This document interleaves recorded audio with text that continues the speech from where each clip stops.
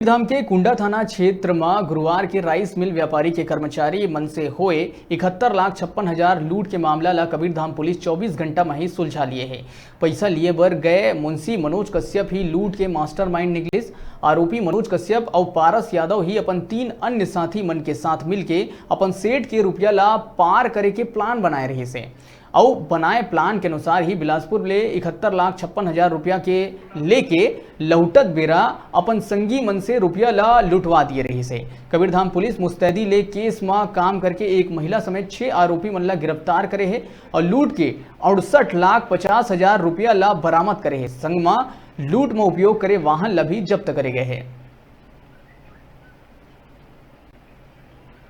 इसको जहां जहां जितने संदेही आए उनको गाँव में यानी कि रात में घेराबंदी किया गया, एक सर्चिंग अभियान चलाया गया।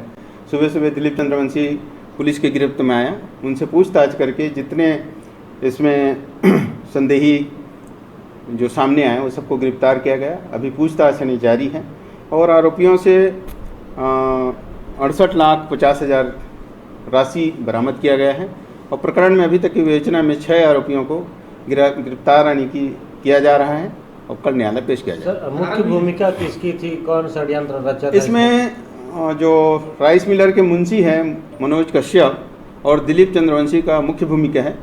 अभी 2 आरोपी यानी कि फरार हैं, वो आने पे और स्पष्ट होगा कि किस तरीके से घटना को ये लोग अंजाम देने के लिए षड्यंत्र पूर्वक योजना बनाए।